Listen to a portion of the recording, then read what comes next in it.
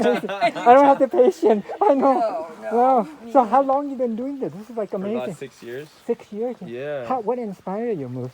I got involved in a really traumatic accident. I almost went blind. I used to do a lot of cliff jumping about 7 years ago, and we got really good, and I was jumping off 50-footers, 60-footers, 90-footers. I was doing flips and all kinds of stuff like that, and it got really fun, and I kept on trying to push myself to do the next big thing, and then all it took was one time, and I landed on my face against the water, and I jumped off like a 60-footer, and I was doing a few flips, and then I just smacked my face on the water. My eyes were open, and I started bleeding out of my eyes, and I couldn't see, and I was like, uh-oh, like, you know, it was actually really dramatic. There was a nurse there, and she adopted like 5 kids, and she was from Maryland, I think, and when she saw my accident, she literally left and took all her kids and didn't help me out at all. My God. Yeah, she didn't want to be responsible. And then, because I was like, I looked at her, I was like, I'm gonna jump again, like, because I just had like this energy. I was like, I wanted to nail this jump, and I literally jumped again with my eyes bleeding. And then after that, I got out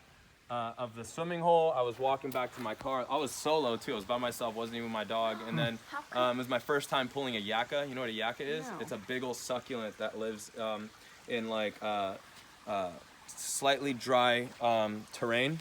So, but it like sticks out, and like if you pull a dead yucca, you can actually you can use it, and it's really light, and you can make all kinds of crazy designs on it. And like the actual carvings on the yucca itself is actually made by beetles, which is really crazy. These really old beetles that just like make all these crazy marks on it, but no, they just crawl on top of it and like make all these like markings, yeah. And then if you pull it, it's really light, and it's this really long succulent that looks like a branch, but it's not a branch, and it's super light, and it's super hollow on the inside. Is it like a It like sticks out like a trumpet out of the succulent, out of a big old agave. Yeah, and so as I was bleeding in my eyes, I pulled out my first yucca because I was like, somebody mentioned like how you could do that, right? And you can do all these crazy designs on one if you pull a dead one. And so that's what I did, brought it back home.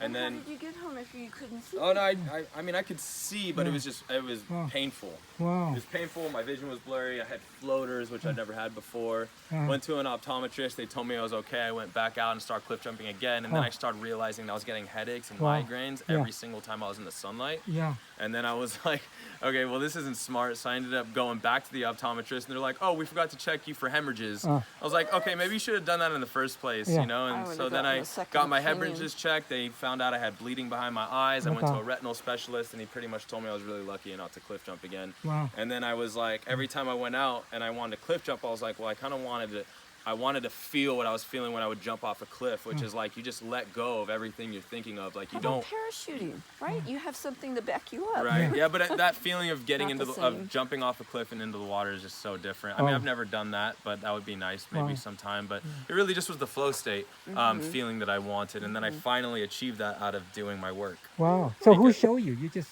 Oh, I just started on my own. Wow. Yeah. Wow. And then I used to see people doing it all the time, and I wanted to do things the right way. I wanted to That's show. incredible. I wanted to show everyone that you could, create mean- ethically. That you could do different things outdoors instead of having to jump off cliffs because of my accident. Wow. And even after that, when I would go out to swimming holes and stuff, I'd see all these people cliff jumping and getting into accidents, and I was like, oh, well, this could be definitely something that could motivate and educate, others when they're kind of in that situation, when they're being peer pressured by their friends, or they feel like, they have to do it even if they're not with friends, you know, because I used to do all the time. It's something I love to do, and there's different ways and techniques to be able to feel that and embrace that feeling. And all it really was just embracing failure, just understanding that and just really feeling like who you are out of that. Accepting And yourself. Yeah. Were you feeling unworthy in some manner? And not you at had to all. prove I just something? felt that connected to nature. Wow.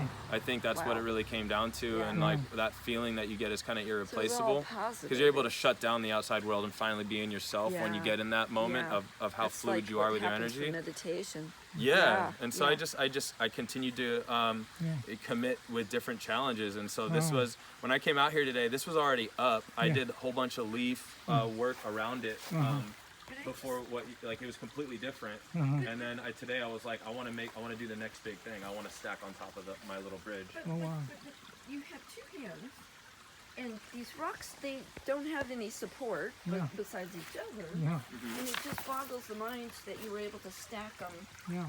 the way you did with two hands, unless you used something else. No, it was all my No. hands. Really, that's amazing. I know, I can't count them. It does Look not at the, compute. yeah, I'm computer. I know, that's amazing. How it balanced and everything. So it took you 30 minutes to I do this. do, yeah. You have And a website? I do, yeah. Wow. It hasn't really gone anywhere. I really want to like when I Well, it will now. well I feel like the thing that would make the biggest difference is to have a school.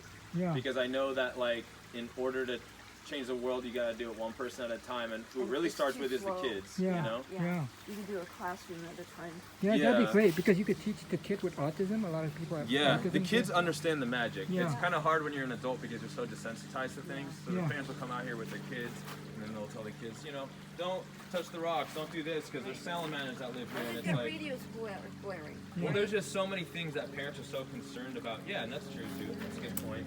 But there's just so much distraction, and of course the parents aren't really ever going to get it, but the kids do, and that's why I feel like the kids are the target. People Yeah. have epiphany. The Yeah. kids, you're right. But the kids get it more than the parents. Yeah, right You off know, the bat. and right off the bat, exactly. okay. And I feel like if parents had more guidance, then the kids will have a better opportunity. Uh-huh. And so with me being here doing this work and the parents seeing me, you know, I'm not just like some regular guy, you know, your average Joe that's coming out here doing rock stacks and pulling whatever I see. Like I've literally gone far and wide Wow. This is to, not an to, average. to gather everything. Wow. So you're gonna do more over here? So you bring in the rock, you gather the Yeah. rock, and then No, I hope to bring like I collect leaves from everywhere. Like all those Me leaves you too. see, I collected. Uh-huh. And I just left them out here, and the kids made that, so that was beautiful, you know. Yeah. But I'm gonna bring a bunch of leaves pretty soon. And last year I did it around this tree, and Oh. it probably came out to here. yeah. So the mural was like from where I'm standing, and there was Wow. all like a circle. Oh. What was it comprised of? I mean, what was the theme?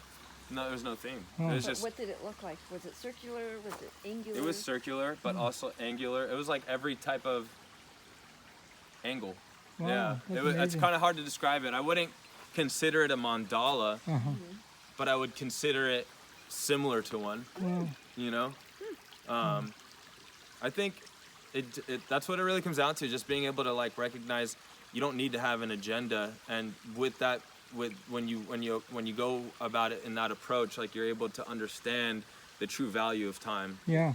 You know, Wow. and I think that's what's healing about it, and that's Yeah. what allows me to heal my mind, body, and soul, and then I'm able to continue going on with all of daily life. Right? Mm-hmm. That's what this is all about: is being able to feel and learn what you've done here, Mm-hmm. and take that into your daily life, so that you're able to feel it with everything else you do, not just here. Wow. It's a practice to be able to implement better values, better way of living, better ways of being when Yeah. you're out there with others or by yourself doing whatever else, you know. even have your presentation Yeah. all prepared. I know, it's you great. speak very well Yeah. about what you do. Thank Yeah, you. that's great. Done. I It's just great because when you're trying to get out there, Thank you. you want to connect